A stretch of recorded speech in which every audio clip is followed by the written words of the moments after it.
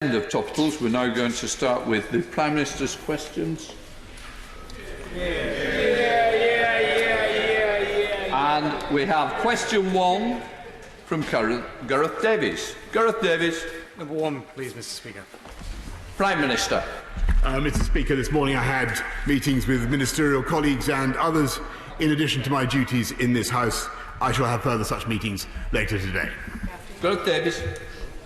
Thank you, Mr. Speaker. Can I start by congratulating the Prime Minister on his one-year anniversary as Conservative Party leader? As we look at our long-term economic recovery, can the Prime Minister assure me that Lincolnshire will receive the required funding to boost digital connectivity for all the people of Grantham, Stamford, Bourne and our local villages? Yes, Mr. Speaker, indeed I can, and that's why we've not only pledged £5 billion in funding for gigabit-capable broadband across the country, including the hardest-to-reach areas, but in addition a £34 million package of Lincolnshire superfast broadband, helping 135,000 households to benefit from gigabit-capable speeds. We now come to the Leader of the Opposition, the Right Honourable Keir Starmer. Thank you, Mr. Speaker. Can I start by welcoming reports this week of significant progress in the vaccine trials in Oxford? We all know there's a long way to go, but I want to record my thanks and admiration for everybody involved in this huge effort. Mr. Speaker, under my leadership, national security will always be the top priority for Labour. So I want to ask the Prime Minister about the extremely serious report by the Intelligence and Security Committee. It concludes that Russia poses an immediate and urgent threat to our national security and is engaged in a range of activities that include espionage, interfering in democratic processes and serious crime. The Prime Minister received that report 10 months ago. Given that the threat is described as immediate and urgent, why on earth did the Prime Minister sit on that report for so long? Well, Mr. Speaker, actually, when I was Foreign Secretary, for the period that I've been in office, we've been taking the strongest possible action against Russian wrongdoing, orchestrating, I seem to remember, the expulsion of 130 Russian diplomats, 153 Russian diplomats around the world, while the Right Honourable gentleman opposite sat on his hands and said nothing, while the Labour Party parroted the line of the Kremlin when people in this country were poisoned at the orders of Vladimir Putin. Mr. Speaker, I stood up and condemned what happened in Salisbury, and the Prime Minister, I supported the then Prime Minister on record. So I'd ask the Prime Minister to check the record and withdraw that. I was very, very clear. The report was very clear that until recently the government's badly underestimated the Russian threat and the response it required. It's still playing catch-up. The government's taken its eye off the ball. Arguably, it wasn't even on the pitch. After this government's been in power for 10 years, how does the Prime Minister explain that? Mr. Speaker, I think the Right Honourable Gentleman's questions are absolutely absurd. There is no country in the Western world that is more vigilant in protecting the interests of this country or the international community from Russian interference. And in fact, we are going further now, introducing new legislation to protect critical national infrastructure and to protect our intellectual property. And I think he will find, if he goes to any international body or any gathering around the world, that is the UK that leads the world in caution about Russian interference. And I must say, I don't wish to contradict the Right Honourable Gentleman, but he sat on his hands, he said nothing. The Leader of the Opposition parroted the line of the Kremlin that the UK should supply. I didn't hear him criticise the then Leader of the Opposition. If he criticised the then Leader of the Opposition, then now is the time for him to set the record straight. Mr. Speaker, I was absolutely clear in condemning what happened in Salisbury, not least because I was involved in bringing proceedings against Russia on behalf of the Litvinenko family. That is why I was so strong about it. And Mr. Speaker, I spent 5 years as Director of Public Prosecutions working on live operations with the security and intelligence services, so I'm not going to take lectures from the Prime Minister about national security. The Prime Minister says he's going to bring forward... I think somebody wants to go for a cup of tea. We don't want an early bath. Keir Starmer. Mr Speaker, the Prime Minister says he will bring forward new legislation. I want to make it clear to the Prime Minister we will support that legislation and work with the government. It's not before time.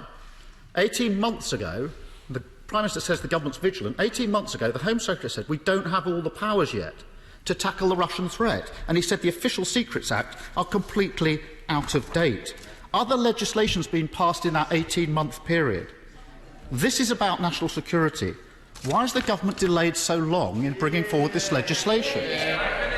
Mr Speaker, this government is bringing forward legislation, not only a new Espionage Act, not only new laws to protect against theft of our intellectual property, but also a Magnitsky Act directly to counter individuals in Russia or elsewhere who transgress human rights. And there's been no doubt what this is really all about, Mr Speaker. This is about pressure from the Islingtonian Remainers who have seized on this report to try to give the impression that Russian interference was somehow responsible for Brexit, Mr Speaker. That's what this is all about. The people of this country didn't vote to leave the EU because of pressure from Russia or Russian interference. They voted because they wanted to take back control of our money, of our trade policy, of our laws. And the simple fact is that after campaigning for Remain, after wanting to overturn the people's referendum day in, day out, all the period when he was sitting on the Labour front bench, he simply can't bring himself to accept that.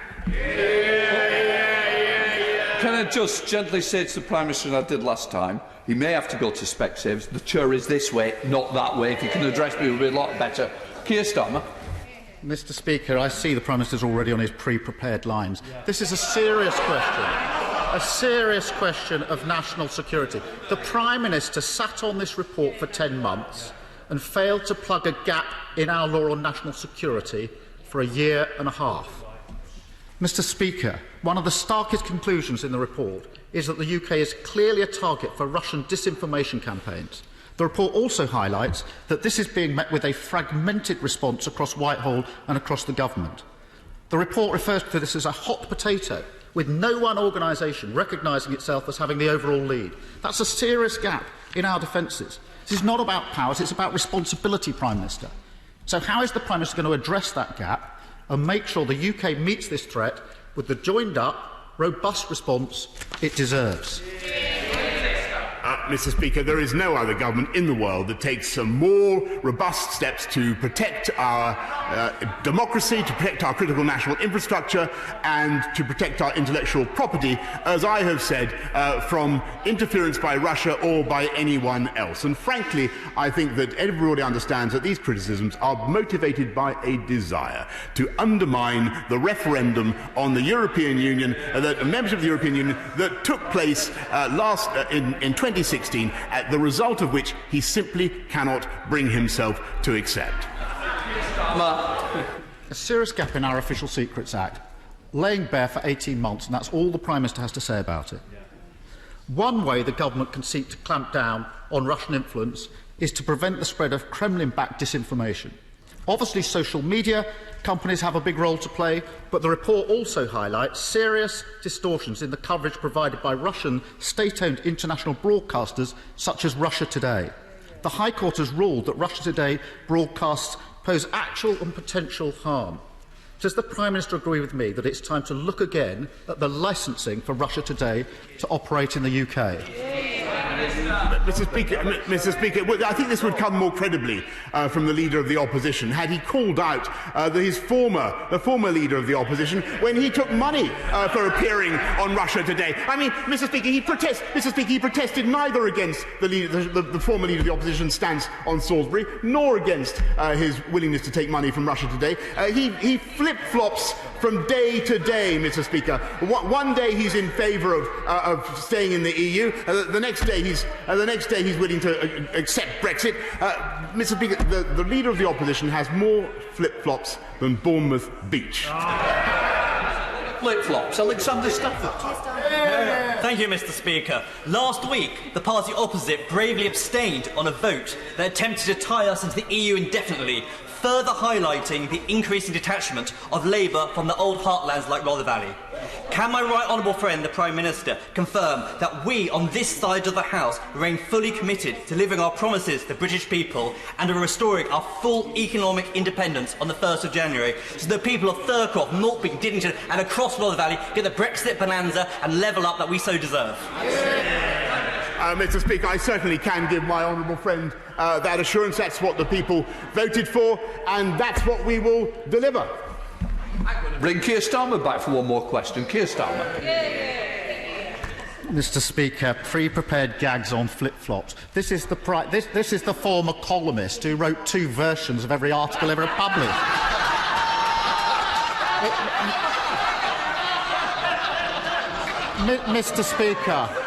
Mr. Speaker, in case the Prime Minister hasn't noticed, the Labour Party is under new management.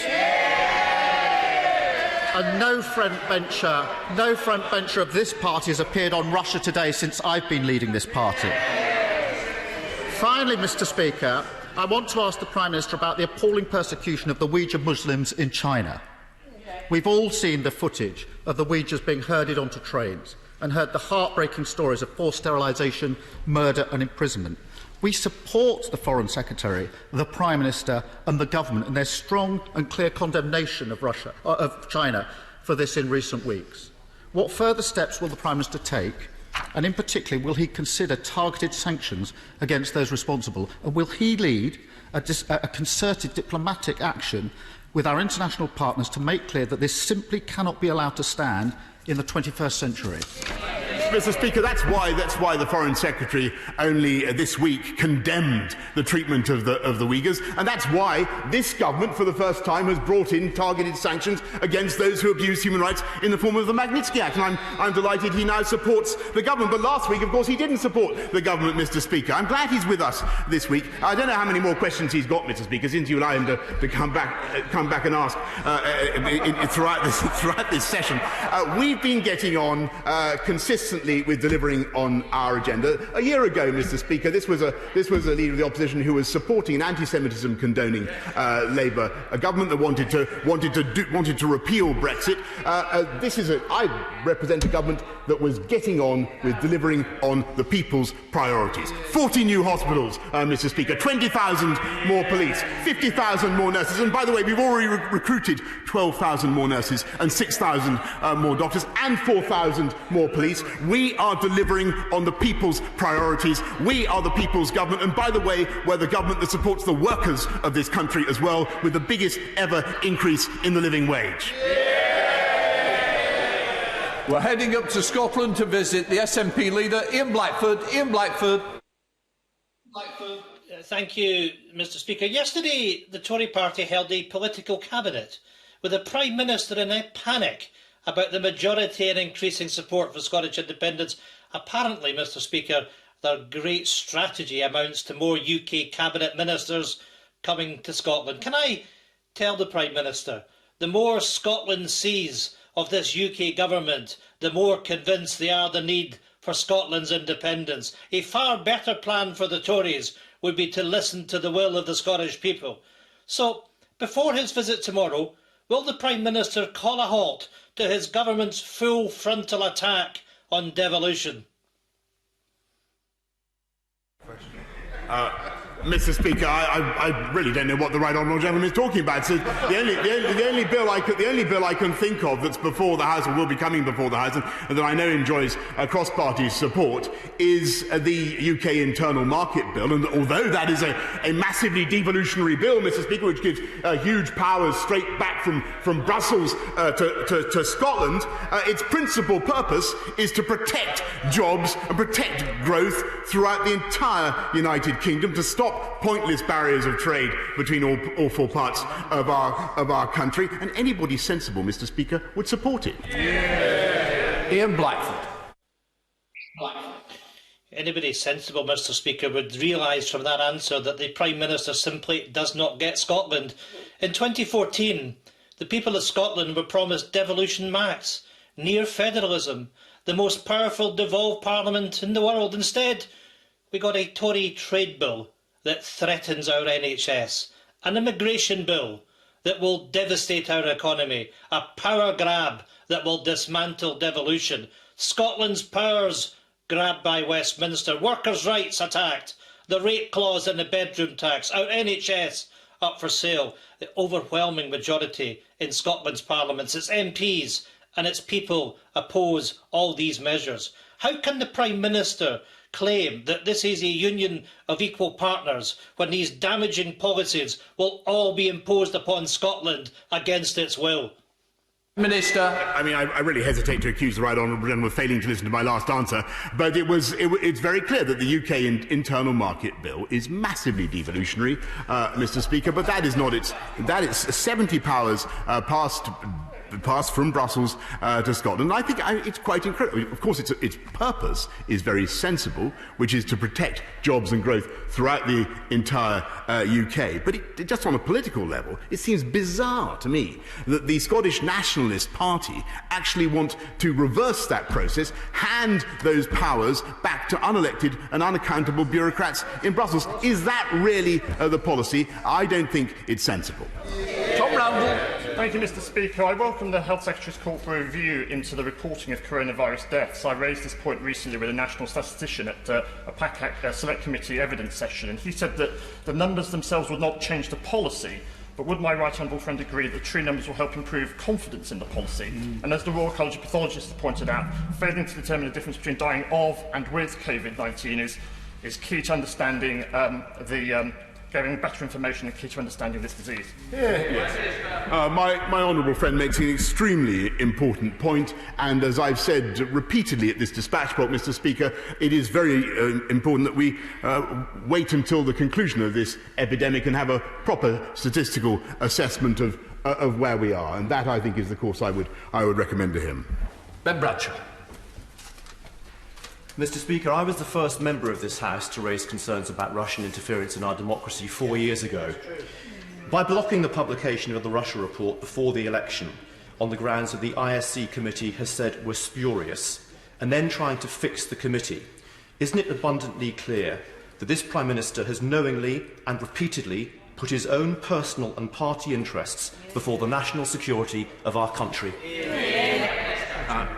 No, Mr. Speaker, and I think that's a pretty lamentable way of looking at it, lamentable question, because after all, if he thought there was genuinely something in the ISC report that showed that, for instance, the Brexit referendum had been undermined by Russia, then he would now be saying it, but that doesn't appear. And I'm afraid what you have here, as I'm afraid I've told the House several times, is the rage and fury of the Remainer elite, finding that there is in fact nothing in this report and no smoking gun whatever after all that froth and fury, and suddenly all those who want to remain in the EU find that they have no argument to stand on, and I regret that they should simply move on. Still. Thank you, Mr. Speaker. I visited 9 schools in Peterborough in recent weeks. Heads, teachers and, of course, support staff are doing brilliant work facilitating e-learning and looking after vulnerable families. But their huge effort is no substitute for classroom learning. Does the Prime Minister agree with me that it's absolutely vital that we get children back where they belong, in the classroom, from September? I do indeed agree with that, Mr. Speaker, and it will be a fantastic thing to hear the Labour Party stand up to their friends in the unions and issue the same instruction. I think that would be a wonderful thing. Thank you, Mr. Speaker. The Social Market Foundation report identified Hull as the area facing the worst economic hit and the slowest recovery to COVID-19. Now, I have stood here in this place and called on the government for support for the caravan manufacturing, for Hull Trains, the Deep, Hull City Council, excluded young entrepreneurs and many others, and received an inadequate response from the government that fails to address the gravity of the situation Hull faces. What the Prime Minister needs to recognise is that you cannot level up by shutting down. So what new support will he give to prevent job losses in Hull West and Hessel? Well, Mr. Speaker, we've already given the East Riding of Yorkshire over £21 million to deal with the pressures of coronavirus. We've supported 90% of caravan manufacturers who she rightly supports with the furlough scheme. And as she knows, we have not only the Kickstarter fund, the £2 billion Kickstarter fund to help young people into work, but also the job retention, the furlough bonus scheme to retain people in their jobs as part of a massive package, £640 billion overall, to get our country moving again and make sure that we bounce back stronger than ever before. Butler. Thank you, Mr. Speaker. Schools in Buckinghamshire have done a tremendous job in recent months balancing online learning with physical classes for the children of key workers. Will my right honourable friend join me in thanking the teachers of the Aylesbury constituency? And will you also agree with me that it is right to have increased funding for schools, providing more money for all pupils and so giving them the best prospects for their future? Yes, Mr. Speaker, and I am proud that we have fulfilled our promise, our manifesto promise. We're levelling up school funding across the country so that every primary school pupil receives at least £4,000 per head, every secondary school pupil £5,150, and I pay tribute to all the teachers and all the schools in his constituency for the excellent work that they've done in the last few months. Ben Lake. Mr. Speaker, face coverings will become mandatory on public transport in Wales next Monday.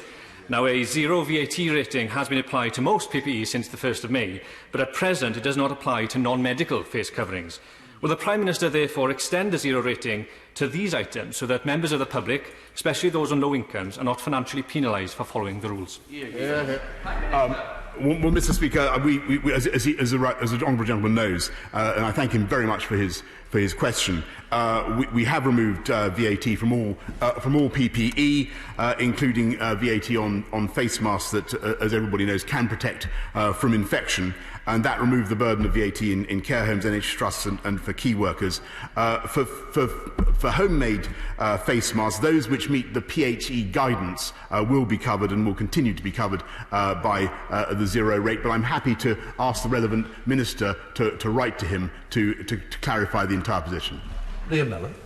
Friday is the first anniversary of my right honourable friend becoming Prime Minister, and over the last 12 months, his focus on record funding for the NHS, boosted funding for every school child in England, and also great progress on recruiting more police officers has all enabled us to start to address some of the ingrained regional inequalities that we have in our country. Can my right honourable friend ensure that levelling up remains central to his vision for our country for every single year of his premiership? Yes.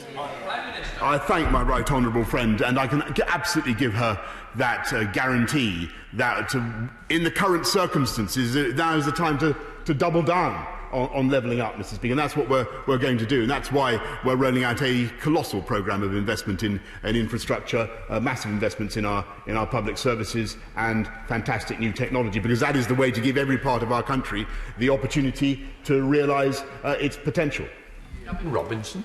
Thank you very much, Mr. Speaker. On the 10th of July, the Prime Minister met Bethany from Crewe during People's Prime Minister's Questions, where she took the opportunity to raise the campaign for the extension of maternity leave as a direct consequence of COVID-19. And during that session, the Prime Minister not only undertook to look at the petition, but understood the significant ramifications lockdown has had on mums and parents who have missed out on childcare support, on health visitor access, on the availability of building bonds with wider family members and the community. 10 days later, can I ask the Prime Minister, has he considered that petition? And with recess fast approaching, can he give an indication as to when the Government will respond to the necessary request to get this precious time back for mothers and families? Well, Mr. Speaker, I thank the honourable gentleman for his question. I well remember Bethany and her question, and I know how difficult this problem is for many people, and I can certainly commit to him to look at it in detail and see what we can do, and I'll write back to him. Caroline. Thank you, Mr. Speaker. My right honourable friend knows better than most that COVID has an unequal impact on the BAME community, on the elderly, on men, and indeed on the overweight. Can he please update the House on the steps being taken across government to empower people away from fat-shaming and away from an over-reliance on BMI, which we all know is an inaccurate measure for individual well-being, and let us know what he is doing to enable people to take back control of their own well-being?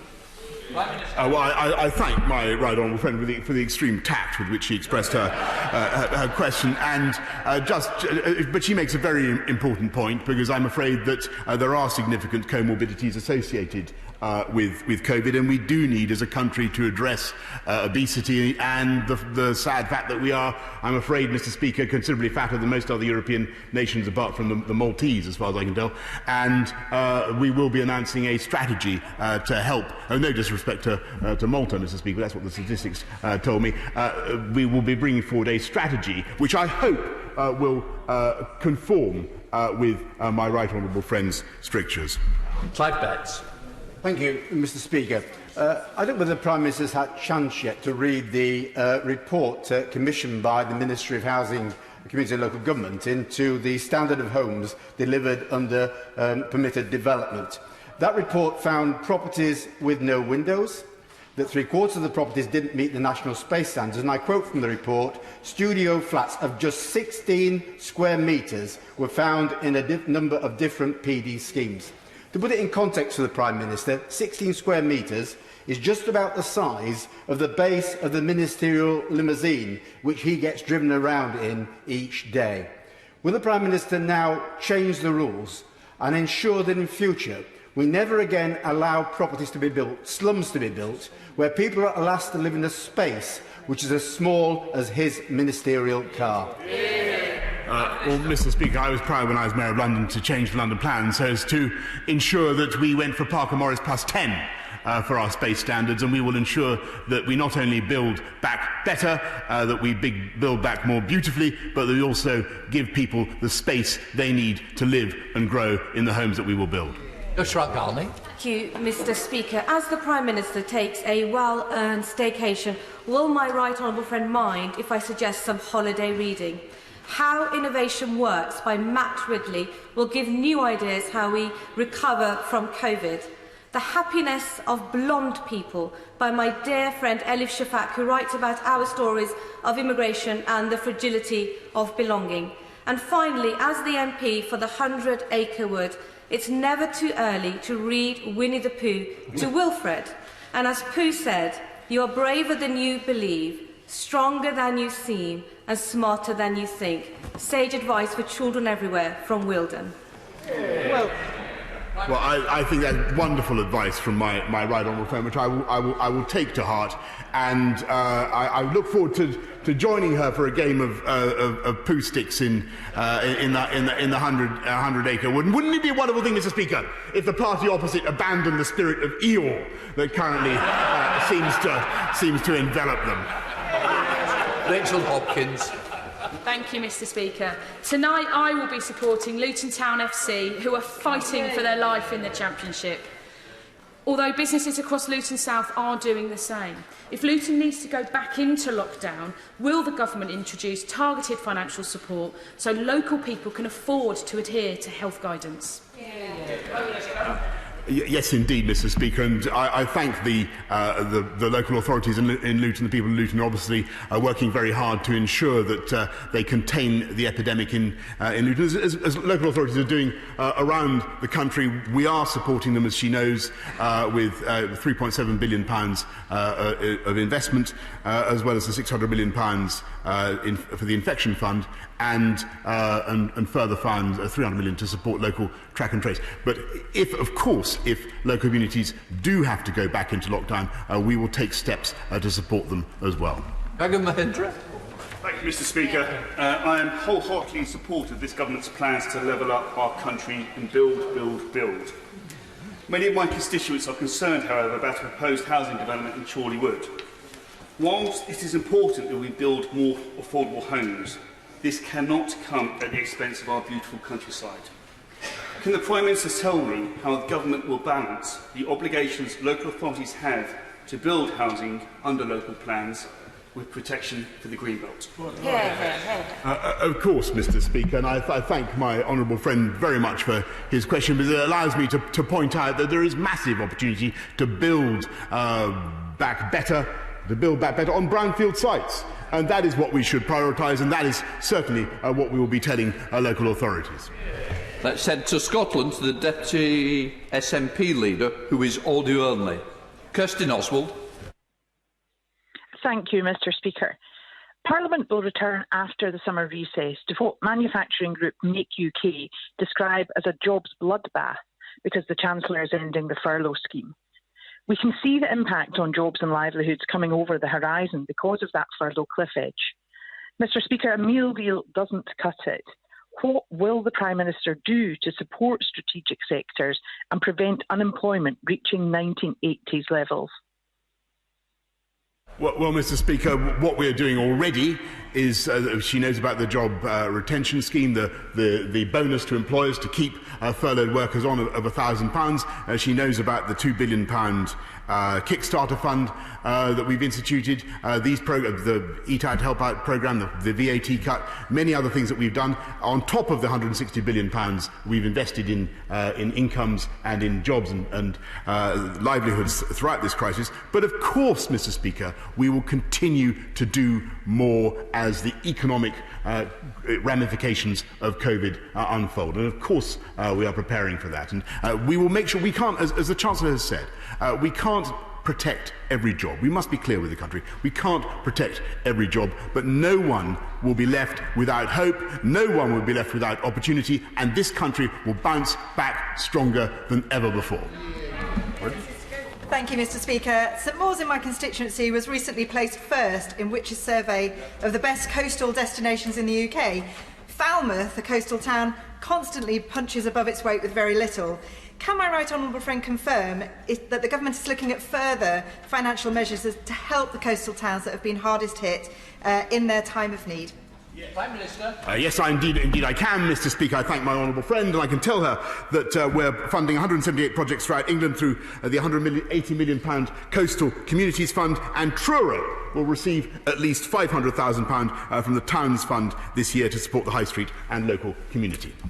Mr. Speaker, as chair of the all-new parliamentary group on coronavirus, we are leading a cross-party rapid inquiry to make sure that we've learned the lessons from the UK government's handling of this pandemic before a second wave. We've had over 900 submissions so far, including those from bereaved families, those who have long COVID, and also professional bodies like the BMA and the NHS Confederation.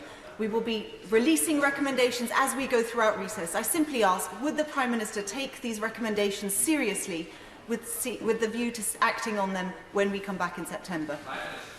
So I will be very happy to look at whatever her committee produces. Order. I have a short statement to make about select committees. On Tuesday the 24th of March, the House passed an order allowing for virtual participation in select committee meetings and giving chairs associated powers to make reports. I was given the power under the order to extend it, if necessary, on Monday the 8th of June. I announced an extension till Thursday the 17th of September. I can notify the House today that I am no further extending the order until Friday the 30th of October. In order to allow the safe exit of honourable members participating in this item of business and the safe arrival of those participating in the next, I now suspend the House for 3 minutes. Order.